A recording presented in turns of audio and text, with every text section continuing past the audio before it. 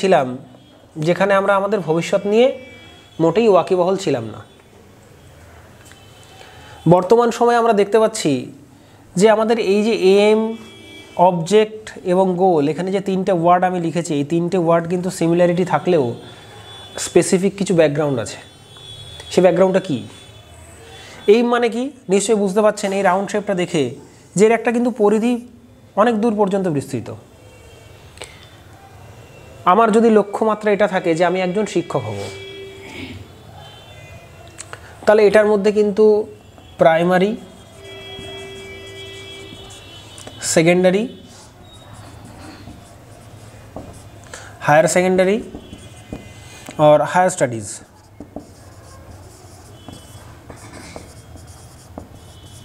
सबटाई किन्तु एम एर मध्य जड़ित। आमी जोदि भाबी जे आमी एकजन कलेजेर प्रफेसर होते चाइ बा अ্যাসিস্ট্যান্ট प्रफेसर होते चाइ, तार जोन्नो आमार न्यूनतम कि दरकार, हायर स्टडीज दरकार, संगे कि दरकार, नेट दरकार और सेट दरकार। क्वालिफाई करार पर यदि धाराबाहिक क्रमे आमरा एटा देखते पाई जे आमी नेट सेट आमार काछे क्वालिफाई करा, आमार नम्बर आछे, आमी एकजन शुधुमात्र कलेजेरই অ্যাসিস্ট্যান্ট प्रफेसर होते चाइ, ताहले এই ট্র্যাকটাকে তখন কিন্তু আমাকে নিয়ে যেতে হবে অবজেক্টে, তাছাড়া সম্ভব নয়। সিএসসি দিতে গেলে আমাকে প্রাথমিক প্রিলিমিনারি স্টেজে नेट सेट और पीएचडी এটা আমার দরকার না দরকার নেই? দরকার। তাহলে আমি এখানে বেছে নিয়েছি আমি এই পোরশনটা যেতে চাই, তাহলে এম থেকেই তো আমি এখান থেকে ট্র্যাকটাকে চুজ করলাম না, করলাম না? তাহলে যেটা আমি চুজ করলাম সেটাকে আমি কি করে নিলাম আমার অবজেক্ট, অর্থাৎ এটা আমার ট্র্যাক রুট। আমি এখান থেকে আজকে চলা শুরু করব, যতদিন না পর্যন্ত আমি অ্যাসিস্ট্যান্ট প্রফেসর না হতে পারবো ততদিন পর্যন্ত এই অবজেক্ট আমার কিন্তু থামবে না। তাহলে অবজেক্টের জন্য কি দরকার? আমার সাবজেক্টিভ নলেজ, আমার নেট সেটে আমি কতটা মার্কস করেছি, মাস্টার ডিগ্রিতে আমি কত % মার্কস পেয়েছি, ন্যূনতম যেটা দরকার আমাদের 55%। এটা হলে কিন্তু আমার এই ট্র্যাকটুকু কমপ্লিট হবে। প্রশ্ন হলো এইচএস লেভেলে অর্থাৎ 11-12 স্কুল সার্ভিস কমিশন, এক্ষেত্রে আমাদেরকে কি বলা হয়? সেম অ্যাজ, কিন্তু এখানে নেট সেটের বাধ্যবাধকতার জায়গা নেই। এখানে কি দরকার আছে?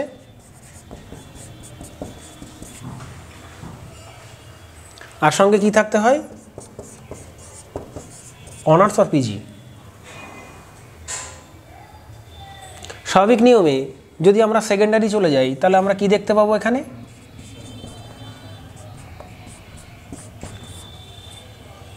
এটা কিন্তু আমরা অনার্স আর পিজিও হতে পারে, অথবা এখানে পাস কোর্সও হতে পারে। সঙ্গে কি দরকার?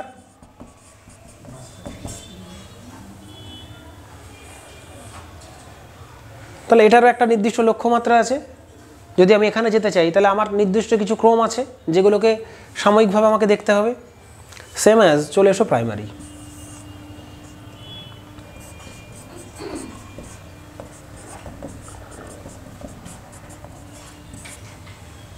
মূলত ক্রম কিন্তু দুটো।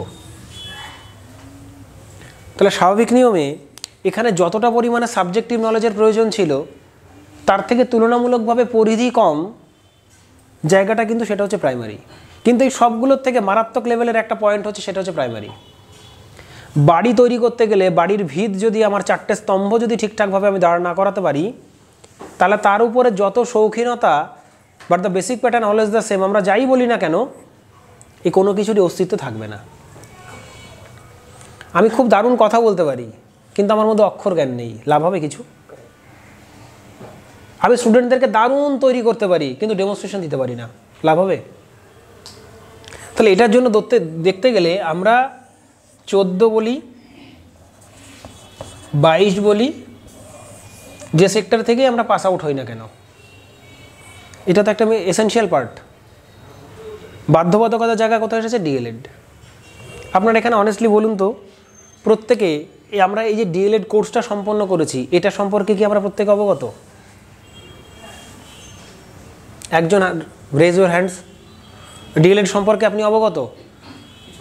হ্যাঁ, ডিএলএডের পার্ট 1 এর ইন্টারনাল মার্কস কত? হ্যাঁ,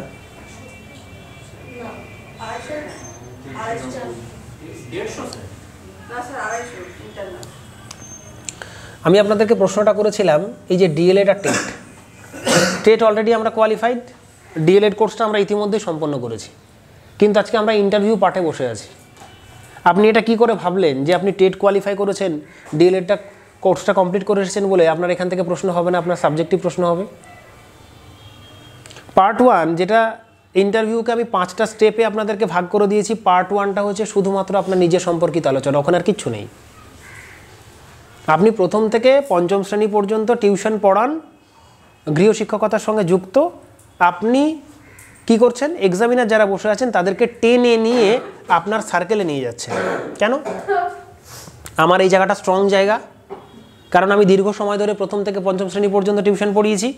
তাহলে সিলেবাসটা যদি আমার জানা থাকে, কোন ক্লাসে কী কী ধরনের বই পড়ানো হয়, তার চ্যাপ্টার ওয়াইজ যদি কনসেপ্ট আমার কাছে ক্লিয়ার থাকে, তাহলে কিন্তু এই ইন্টারভিউ স্টেজের একটা হিউজ অংশ আমার কিন্তু রিকভারি হতে পারে। ধরে নিন আমাকে গিয়েই প্রশ্নটা এটা করা হলো, আপনি কোথা থেকে এসছেন, আপনার এখানে আসার উদ্দেশ্য কি, আপনি এখানে কেন এসছেন? দেখুন উত্তরগুলোর মধ্যে সিমিলারিটি আছে, কিন্তু আপনার এখানে আসার উদ্দেশ্য কি আর আপনি এখানে কেন এসেছেন, উদ্দেশ্যটা নিশ্চয়ই শুরুটা একটু আলাদা হবে, কেন এসেছেন তার শুরুটাও কিন্তু একটু আলাদা হবে। প্রায়শই এই কোশ্চেনটা আমরা দেখি যে একজন ট্রেন্ড টিচার, একজন নন ট্রেন্ড টিচার, দুজনের মধ্যে পার্থক্য কোথায়? আপনাদেরকে যদি জিজ্ঞাসা করি আপনারা বিভিন্নভাবে এর উত্তরটা দেবেন, কিন্তু ট্রেন্ড টিচারকে আর নন ট্রেন্ড টিচারকে। দ্বিতীয় প্রশ্ন হলো, আপনাদেরকে যদি জিজ্ঞাসা করা হয় আপনি তো শিক্ষক হবেন, আপনি কেন শিক্ষক হবেন? পৃথিবীতে এমন কোনো বই নেই যে বইটার মধ্যে লেখা থাকবে যে আপনি কেন শিক্ষক হবেন তার উত্তর। এই উত্তরটা সামগ্রিক, তাৎক্ষণিক এবং সম্পূর্ণটাই অ্যাকশন রিসার্চের উপর দাঁড়িয়ে। অর্থাৎ হঠাৎ করেই কোশ্চেনটা আমার সামনে চলে আসবে, আমি তার উত্তর কিভাবে দেব? আমরা এখানে যারা বসে আছি প্রত্যেকেই কিন্তু আমরা খাবার খাই, কিন্তু প্রত্যেকের হজম শক্তি কি একই রকম? অসম্ভব, হতে পারে না। প্রত্যেকের খাবারের রুচিবোধ কি একই রকম? প্রত্যেকের পোশাকের রুচিবোধ কি একই রকম? না, পার্থক্য থাকবেই। তাহলে স্বাভাবিক নিয়মে আমরা যদি প্রত্যেকে নিজেদেরকে শুধুমাত্র এই যে মূল জায়গায় স্তম্ভটা নির্বাচনের ক্ষেত্রে যদি আমাদের বেস্ট পারফরমেন্সটুকু আমরা দিতে পারি, যে স্বল্প সময়ের মধ্যে দিয়ে যে আমরা যাচ্ছি বা আমাদের হাতে যদি দেখতে পাই, তাহলে খুব বেশিক্ষণ সময় কিন্তু আমাদের নেই। তাতে দাঁড়িয়ে এই প্রাইমারি এই জায়গাটা যদি আমরা সাকসেসফুলি দেখি না, এর তুলনামূলকভাবে পরিধিটা কম। নিজের জেলা সম্পর্কে ধারণা, নিজের সম্পর্কে কনসেপ্ট ক্লিয়ার করা, সিলেবাসটা জানা, আপনি কেন বা বর্তমানে কি করছেন, কেন এই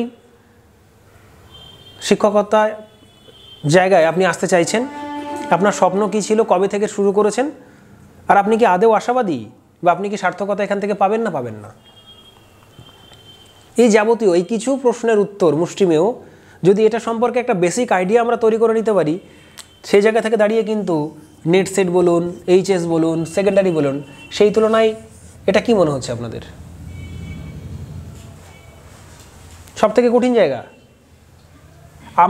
আমি অনেস্টলি বলছি, এখনও পর্যন্ত শুধু পড়ানোর তাগিদে নয়, বাস্তবিক আপনাদের সঙ্গে আলোচনা সাপেক্ষে নয়, আপনারা নিজেরা ভাবুন, নিজেদেরকে প্রশ্ন করুন, আপনাদের এটা রিকভারি করেছেন আপনারা? ডিএলএড আপনারা রিকভারি করেছেন না করেননি? ডিএলএড রিকভারি না করলে আপনারা তো টেট এক্সামই দিতে পারতেন না। তাহলে এটাও কভার আপ হয়েছে আপনাদের। রইল বাকি এই 10 নম্বরের ইন্টারভিউ,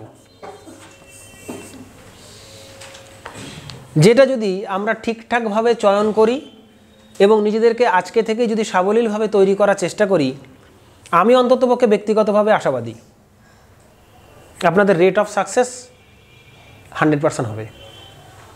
তার জন্য কি দরকার?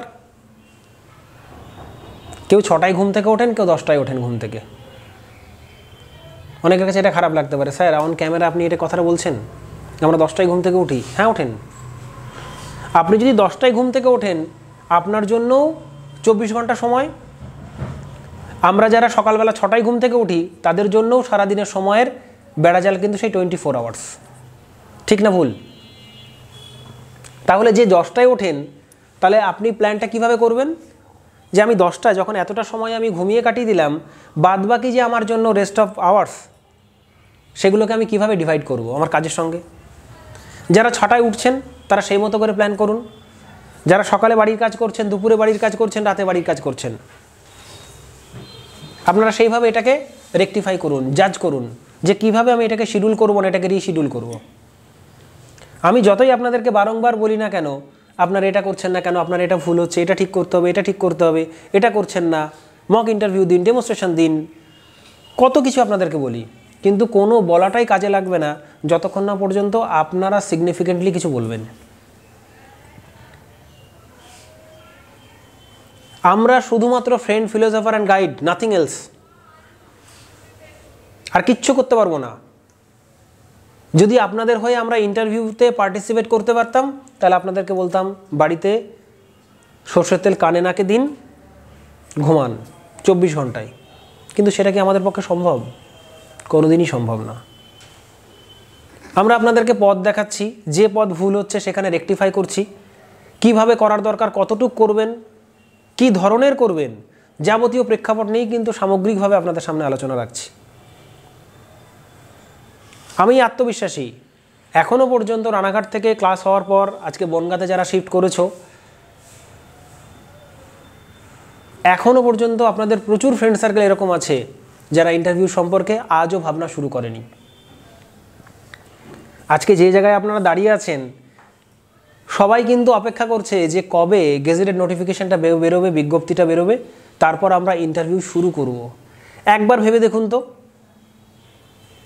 শুধুমাত্র 500 টিউশন ফিসের মাধ্যমে আপনাদের অনেকের মতো, স্যার এটা আমাদের কাছে খুব হেভি। হ্যাঁ আমি মানি এটা হেভি, কারণ আমিও স্টুডেন্ট ছিলাম, আমি জানি এটা যথেষ্ট হেভি। তাহলে এই হেভি ডিউটিটা করার পর আমরা কেন হেভিলি পারফরমেন্সটা করতে পারছি না? আমাদের ব্যর্থতা কোথায়? ব্যর্থতা 3 রকম হতে পারে। একটা আমি সবটা জানি, একটা আমি কিছুই জানি না, আর একটা হচ্ছে জানি আর সব জানির মধ্যবর্তী স্থান, যেটাকে আমরা বলি zone of proximal development. Question জিজ্ঞাসা করলে আমি সবটা জানি, আর যখন কোশ্চেন জিজ্ঞাসা করব না, স্যার আমি কিছুই জানি না। তাহলে আপনারা নিজেদেরকে প্রশ্ন করে দেখুন, আপনারা কোন স্তরে দাঁড়িয়ে আছেন? জানার স্তরে, অজানার স্তরে, না জোন অফ প্রক্সিমাল ডেভেলপমেন্টে? তাহলে আমরা যখন এই উত্তরটা আমাদের কাছে যখন আসছে যে আমরা কোথায় দাঁড়িয়ে আছি, বেসিক ক্লাসগুলো যখন আমাদের হয়, তখন তো আপনারা কেউ একবারের জন্য বলেন না স্যার আমার এই জায়গাটাই এই রেকটিফিকেশনের প্রয়োজন।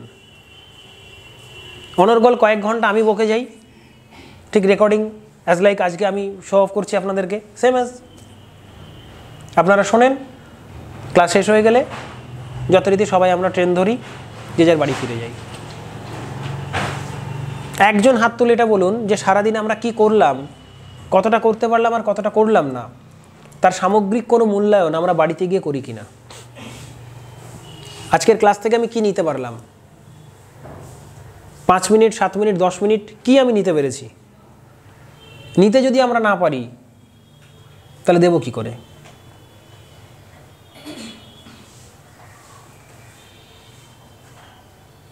স্বামী বিবেকানন্দ তো এমনি কথাগুলো বলেননি, a good teacher is he who can immediately get down to the level of the student. আপনাদের থেকে আমার অভিজ্ঞতা বেশি হতে পারে, হয়তো কিছু পুঁথিগত ডিগ্রি আমার ক্ষেত্রে বেশি হতে পারে, কিন্তু আমি যেহেতু আপনাদের পাশে বসিয়ে নিজেকে বিবেচনা করি বা করছি যে আপনাদের এই স্টেজে কী কী ধরনের প্রবলেম হতে পারে। আপনারা ক্লাস করে বাড়ি চলে যাচ্ছেন, বাড়িতে গিয়ে ইত্যাদি ইত্যাদি কাজ আছে, তারপরে সারবো, সময় হলে পড়বো, নাহলে পড়বো না। কিন্তু আমরা এখান থেকে বেরোনোর পর ট্রেনে যেতে যেতেও এটা ভাবছি যে আজকে আমি কি করালাম, এটাতে তাদের কতটুক কাজে লাগলো আর কতটুক কাজে লাগবে না। আগামী দিনের ক্লাসে আমার কোন আলোচনাটা হলে সেটা সামগ্রিকভাবে কাজে লাগবে। আজকে কিন্তু এখানে আলোচনার প্রাসঙ্গিকতায় আমি একটা জিনিস বারংবার বলেছি, সেটা কি, মেলদের ক্ষেত্রে বসার ক্যাটাগরি কী ছিল, ফিমেলদের ক্ষেত্রে কী ছিল, সেটা আমি বহু ক্লাসে বলে দিয়েছি, ইভেন বারার সাথে বলেছিলাম। কিন্তু আজকে ওটা তো আছেই, সঙ্গে কিন্তু একটু চেঞ্জেবল একটা পার্ট অ্যাড করে দিয়েছি। তাহলে আপনারা বলুন, যারা আজকে বাড়িতে বসে ভাবছেন আমি 2 দিন ক্লাসে যাইনি, নো প্রবলেম, আমি আপনাদেরকে বলছি যারা আসেনি ক্লাসে তারা কিন্তু সব থেকে লাভবান, জানেন তো? জানেন আপনারা তারা সব থেকে বেশি লাভবান কেন? কারণ তারা সবটাই জানেন। এই কিছুক্ষণ আগে আলোচনার সাপেক্ষে বলছিলাম না, মানে আগামী দিনের ক্লাসে ওই যে বললাম আমরা 3টে জিনিস ভাবি, এক সবটা জানি, আদারওয়াইজ কিছু জানি না, otherwise zone of proximal development. তাদেরকে জিজ্ঞাসা করবেন তোরা কোন স্টেজে, তারা কোন স্টেজে? এই যে নতুন, এটা যদি বেসিক ক্লাসে আমি শেখাতে চাই তাহলে একটা দিন আবার এটাকে আমাকে রিপিটেডলি করাতে হবে। ইন্টারভিউ মানে আপনি নিজের সম্পর্কে যদি অবগত না হন, নিজেকে যদি সেলফ রিয়ালাইজ না করেন, নিজের যদি পারফেক্ট ইভ্যালুয়েশন না করেন, কারোর পক্ষে সম্ভাবনার জায়গা নেই যে আমরা ইন্টারভিউটাকে ক্র্যাক করতে পারবো। এই যে আমি দাঁড়িয়ে আপনাদের সামনে কথোপকথন বলছি, কথা বলাটাও ইজি, কিন্তু এখানে এই চেয়ারে বসে পারফেক্ট ওয়েতে ইন্টারভিউটাকে ক্র্যাক করা খুব টাফ। আমি আপনাদেরকে বারংবার বলেছি এই সিটটা কিন্তু হট সিট, একটু ভুল ত্রুটি হলে পারে এখানে যখন তখন কিন্তু আগুন লেগে যেতে পারে, নিচে পুরো পেট্রোল দেওয়া, আপনারা কিন্তু জ্বলন্ত আগুন। সেই আগুনটাকে সঠিকভাবে নিজের মধ্যে রেখে সামনে যে ইন্টারভিউটা খুব তাড়াতাড়ি আসতে চলেছে সেটা যদি আমরা ঠিকঠাকভাবে ক্র্যাক করতে পারি, এটুকু বলতে পারি আগামী আপনাদের 50টা জীবন বা 50টা বছরের জীবন ধারাবাহিক নিয়মে আরামকে দ্বারায় বসে কিন্তু আপনারা সময় কাটাতে পারবেন। কেন? আজকে আমরা যদি কারোর কাছে যাই বা কারোর কাছে বলি ভাই 500 টাকা ধার দে না, কি বলে? ভাই এখন নেই, কালকে নিয়ে নিস। কিন্তু অনেস্টলি বলছি, আপনি সার্ভিসটা পাওয়ার পর, আপনি অ্যাপয়েন্টমেন্ট লেটারটা পাওয়ার পর 2 মাস হোক 3 মাস হোক, যখন আপনার অ্যাপ্রুভালটা হয়ে যাবে না, সেই বন্ধু এসে আপনাকে জিজ্ঞাসা করবে, আপনি তাকে বলবেন চল না আজকে বেরিয়ে আসি। না রে, মাসের শেষ তো এখনও মাইনে হয়নি। কে বলেছে তোকে টাকা লাগবে? আমি দিচ্ছি, তুই চল না। কারণ কেন বলুন তো? ও জানে অ্যাডভান্সলি 28 বা 29 তারিখে কিন্তু প্রাথমিকের বেতনটা ঢুকে যায়, অ্যাডভান্সলি বেতন পাচ্ছেন, ও কিন্তু জানে। যে ব্যাংক ম্যানেজার কাছে আপনি বারংবার গেছিলেন একটা বাড়ির ছোট্ট লোনের জন্য যে আপনি কিছু কাজ করবেন, সেই ব্যাংক ম্যানেজার বারবার আপনার কাছে জানতে চেয়েছিল আপনার সিভিল স্কোর কত, ইতিমধ্যে আপনি কোনো লোন নিয়েছিলেন কিনা, সেই লোনগুলো রিপেমেন্ট আপনি ঠিকঠাকভাবে করেছিলেন কিনা। কিন্তু যখন আপনি সার্ভিসটা পেয়ে যাবেন, পাওয়ার পর যদি ওই ব্যাংকেই আপনার স্যালারি অ্যাকাউন্ট থাকে না, ওই ব্যাংক ম্যানেজার আপনাকে কল করে বলবে স্যার একটা লোন নেবেন, এই মাসে খুব চাপ আছে। আপনি বলবেন কত দেবেন, উনি আপনাকে পাল্টা কোশ্চেন করবে আপনি কত নেবেন বলুন। আপনি বলবেন 5 লাখ, সে বলবে আমার ক্রাইটেরিয়া 40 লাখ, আপনি নিন না, আমি আছি তো। No paper work. যেখানে নর্মাল একজন সাধারণ মানুষ ব্যাংকে গেলে একটা লোনের জন্য সিগনেচার করতে হয় অন্ততপক্ষে 1000 জায়গায়, তারপরে একই ভেরিফিকেশান, সেই আমার বাড়ি, সেই দরজা জানালা, সেই বাড়িতে যা আছে তাই, এটার জন্য অন্ততপক্ষে 10 বার ভিজিট হবে। কিন্তু আপনাদের ক্ষেত্রে ভিজিটিংয়ের জায়গা নেই। যে ক্রেডিট কার্ডের জন্য আপনি মার্কেটে একটা শপিং করতে পারেননি কোনো কারণের জন্য, সেই ব্যাংক থেকে কোনো একজন রিপ্রেজেন্টেটিভ আপনাকে কল করে এই কথাটা জিজ্ঞাসা করবে, স্যার क्रेडिट कार्ड चाहिए? बोलिए ना सर, इस महीने में बहुत प्रेशर है। तखन आपनी की बोलबेन कौन क्रेडिट कार्ड? सर SBI से बोल रहा हूँ सर। चाहिए? नहीं सर दे दीजिए एक। सर आपका घर का एड्रेस बोलिए। ना नहीं मैं बैंक में आ जाऊँगा। वो क्या बोलेगा मुझसे? आपको आने की ज़रूरत नहीं है, आप रुकिए, मैं आ रहा हूँ आपके घर पर। আমরা নর্মাল ক্রেডিট কার্ডের জন্য কি করি? লাফালাফি করি, কিচ্ছু না, আসেই না। আর উনি উইদিন 7 डेज, স্যার आपका पहुंच गया ना एड्रेस पर, क्रेडिट कार्ड देखिए, लिमिट कितना हुआ? सर आपने 5 लाख बोला था, मैंने 15 कर दिया।